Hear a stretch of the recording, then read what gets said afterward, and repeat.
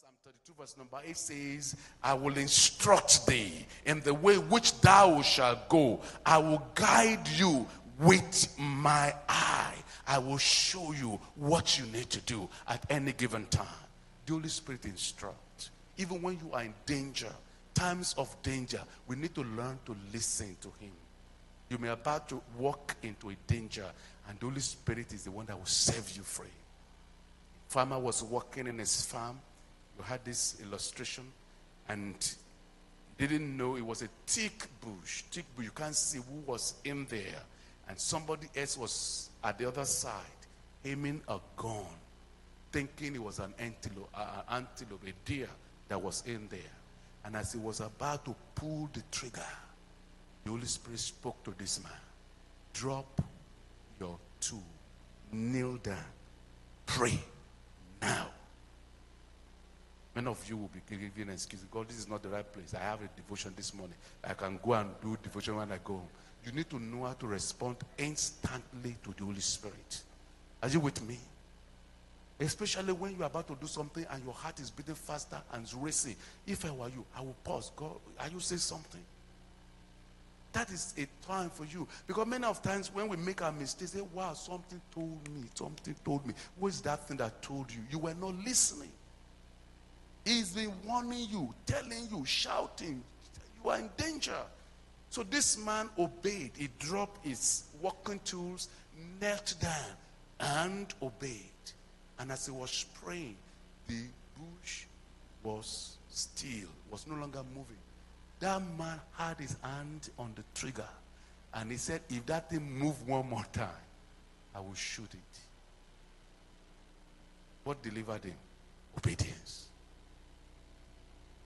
Be obedient. Even on the job, you're about to pump that injection inside that lady because the church says so. But the Holy Spirit, don't do it. Is somebody hearing me?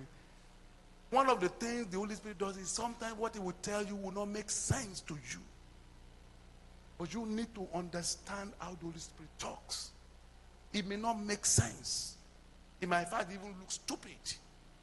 Like he told one man of God, he said, go to the cemetery and preach the gospel. Cemetery. This man wanted to be an evangelist. He wanted to be a preacher.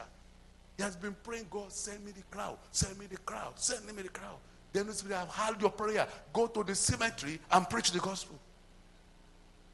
Does that make sense? Who is in the cemetery?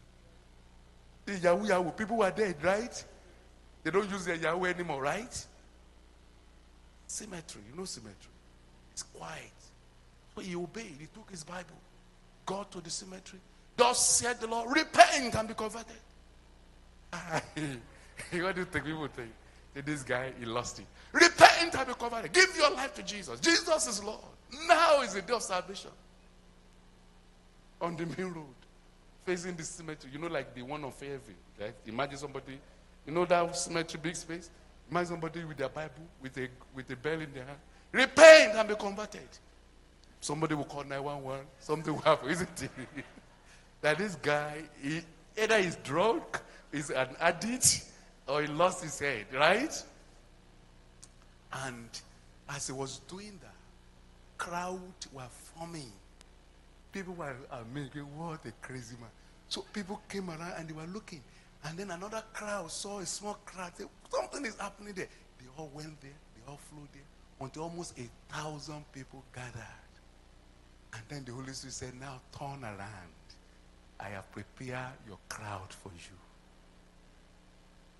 Can you see the wisdom of God? Obedience. Many of you will never do that. That's why you are missing a lot of blessings. The things God had wanted, you are too deaf to hear God. You don't listen. He tells you, pray now, go to church now. You did not do it. In fact, he asked you to give something. It's in your pocket. You went on with that thing again. And he asked you to do it. Do you know there's blessing in obedience? I'm praying today that God will open your ears. Put your hand on your ears. Lord, open my ears to hear your voice. Because it will save you from danger.